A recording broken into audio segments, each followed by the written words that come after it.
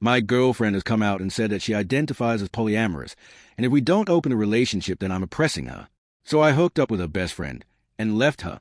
When I first met Emily, I thought I had finally found the one. We locked eyes across a crowded bar at a mutual friend's birthday party, and from the moment she smiled at me, I was hooked.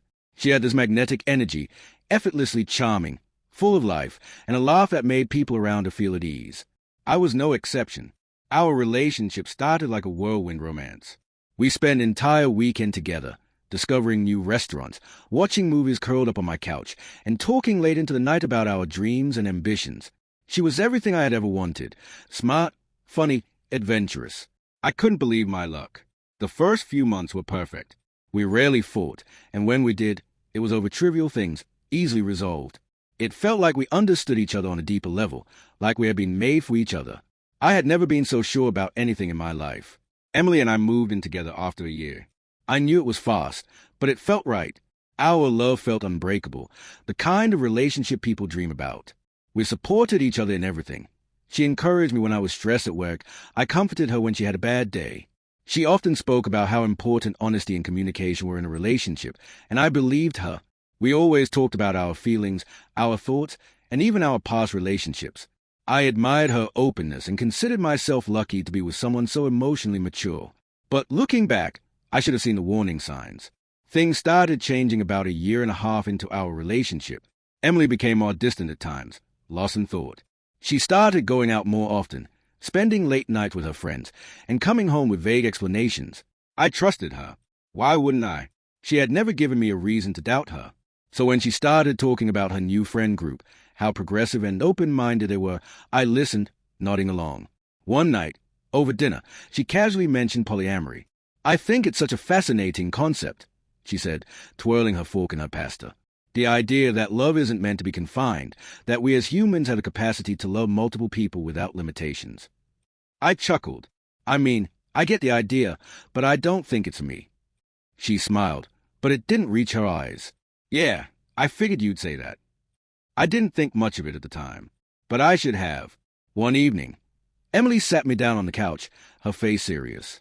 "I need to talk to you about something important," she said. I immediately felt uneasy. "Okay." She took a deep breath. "I've realized something about myself. I'm polyamorous."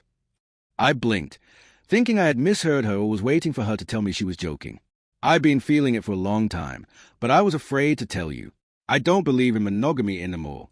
I think love should be free, and I don't want to limit myself to just one person. My stomach sank. "So, what does that mean for us?" She reached for my hand, but I pulled away. "I want us to open the relationship," she said. "It doesn't mean I love you any less. If anything, it means I trust you enough to share this with you. I want us to grow together." I felt like the floor had been ripped out from under me. "You're basically telling me to either accept this or lose you." She frowned. "That's not what I'm saying. But if you don't support me in this, you'd be oppressing me in my identity." Oppressing her? My mind reeled. I had never forced her into anything, never told her what she could or couldn't do. And now, if I refused, I was somehow the bad guy? I told her I needed time to think. But deep down, I already knew my answer. After I didn't immediately agree, Emily shifted tactics. She began painting me as close-minded, as if I was incapable of understanding her truth. "This is who I am," she would say. "If you love me, you'd at least try to see things from my perspective." She started making me question myself. Was I really being unreasonable? Was I just too stuck in my traditional mindset? The gaslighting got worse. She started pointing out other couples she knew had thriving open relationships, calling monogamy a societal cage. She even suggested that maybe I just wasn't confident enough to handle it. I almost started believing her. I spent the next few days and a days replaying everything in my head. How could she do this? How could she act like our relationship wasn't enough? Like I wasn't enough? I looked back at what we had, what I thought we had built together, and I realized I wasn't the problem. She was rewriting our history to fit her new narrative, and I wasn't going to let her drag me down with it. Then the anger set in. If she wanted to explore, fine, I'd let her, but not in the way she expected. I remembered how she always talked about her best friend, Lauren. They had been inseparable since college, and Lauren had always been flirty with me in a way that Emily never seemed to notice. So I made my move. I started texting Lauren more, subtly planting the seeds. I knew she was attracted to me. I just had to give her the right opportunity. The more I talk about Emily's new polyamorous journey, the more Lauren rolled her eyes. She's always had a thing for dramatics, Lauren admitted one night. Honestly, I don't get it. Why throw away a good thing? That was all I needed. One night, when Emily was out at some polyamory meetup, I invited Lauren over. It didn't take much. We both knew what we were doing. The next morning, I left my phone open on the table, knowing Emily would check it. When she saw the messages, the pictures, her face went pale. "You slept with Lauren," she whispered, voice shaking. I looked her dead in the eyes. "Yeah, you wanted an open relationship, right?" She opened her mouth, then closed it, like she was struggling to find the right words. "You don't get me mad," I said. "You wanted to see other people." "So I did." Tears welled in her eyes. "I didn't think you'd actually." "What? You thought I'd just sit here and wait while you ran off with other guys?" I scoffed. "You wanted an open relationship, Emily. Well, now you have one." She stormed out, slamming the door behind her. I knew it was over, and I didn't regret a thing. Lauren and I didn't last. She was fun, but I knew it wasn't anything serious. But I didn't care. The moment Emily tried to turn me into the villain for refusing to open our relationship, she had lost me. Word got out about what happened, and Emily lost the sympathy she expected from her friend group. Some even sided with me, saying she got what she deserved. In the end, I walked away with my dignity intact. And Emily? Well, she learned the hard way that actions have consequences. Maybe one day she'd realize what she lost. But by then, I'd be long gone. On to the next story. I decided to go through my wife's phone one night even though we had the perfect marriage, and now I wish I never did. Sarah and I had been married for 10 years. It wasn't always easy, but we built a life together, a modest one. I worked a steady but demanding job, making enough to pay the bills, keep food on the table, and take a yearly vacation.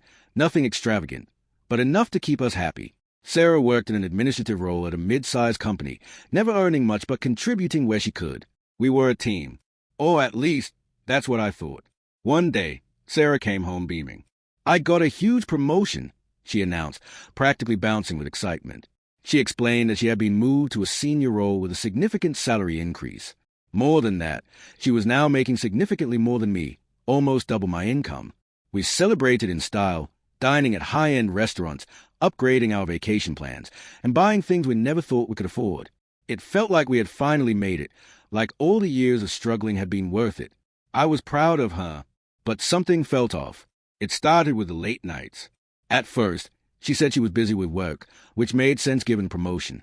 But soon, it became more than just late nights. There were secretive phone calls, sudden weekend business trips, and a new, almost obsessive concern about her appearance. I always thought she looked beautiful, but Sarah was never the one to put on a lot of makeup or worry about how she looked. She also started buying expensive clothes, jewelry, and even a new car, things that even a promotion couldn't quite explain. When I asked, she said she had been making smart investments. I wanted to believe her. I did believe her, until the night that changed everything. One night, around 2 a.m., her phone buzzed repeatedly. She was sound asleep, and for the first time in our marriage, I felt the urge to check it. What I found made my stomach drop. Explicit messages, photos, videos, not just of her, but with other men, and worse, proof that she had been selling these images and videos online for massive amounts of money. My wife, my Sarah, was making her fortune not through a promotion, but by turning herself into an online sensation, one that involved cheating on me. I felt my heart pound, my hand shake. The betrayal was like a knife twisting in my gut. I wanted to scream, to wake her up and demand answers, but I stopped myself. Instead, I took screenshots, forwarded into a secure email, and put her phone back exactly where it was. This wasn't just betrayal. It was war. Over the next few weeks, I played the perfect husband. Loving, supportive, clueless. But behind the scenes, I was gathering every bit of evidence I could. Screenshots, transaction records, messages between her and her business partners. I even set up a hidden camera in our home office to record her late-night calls. Meanwhile, I quietly met with a divorce lawyer. Given the circumstances, I had a case to take a large portion of our shared assets. Sarah had no idea what was coming. Just as I was finishing my plans, Sarah dropped a bombshell of her own. "I think we should try an open marriage," she said one evening over dinner. I almost choked on my wine. "What?" She smiled sweetly, as if she was doing me a favor. You work so hard, and I know my new job has changed things. I just think it would be healthier for both of us to have the freedom to explore. She wasn't just betraying me. She was trying to manipulate me into accepting it. I forced a smile. You know what? That's an interesting idea. Let's talk more about it. She beamed, thinking she had won, but all she had done was fuel my revenge. I needed one final push to ensure I walked away with everything. I pretended to be interested in her lifestyle, even suggesting we take a small vacation to celebrate our newfound freedom. I booked a luxury hotel for the weekend and told her to invite anyone she wanted. She took the bait. When we arrived, she had already arranged for a couple of her online partners to join us. I excused myself to the hotel bar, but not before setting up hidden cameras in the room. That night, I recorded everything I needed. Proof that she wasn't just cheating, she was actively involving me in her deception. With all my evidence in place, I filed for divorce.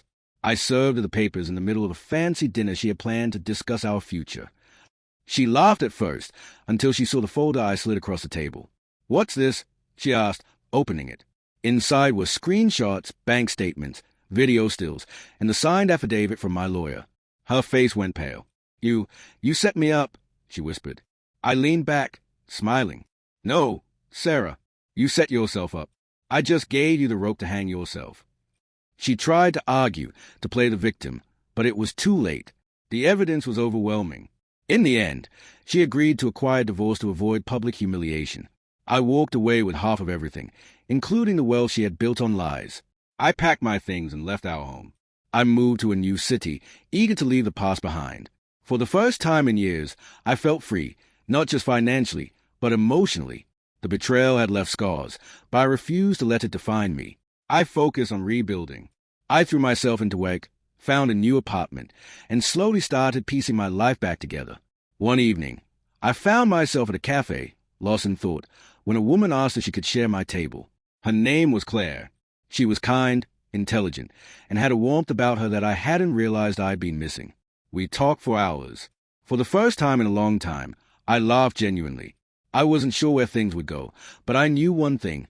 I was ready to move forward. Looking back, I realized Sarah's betrayal was the best thing that ever happened to me. It freed me from a false reality, forcing me to rediscover who I was. Revenge had been satisfying, but the true victory was in finding happiness again. As I sat across from Claire, listening to her talk about her dreams and ambitions, I felt something I hadn't felt in years: hope. What did you think of these stories? Let me know your thoughts about them in the comments. And thanks for listening.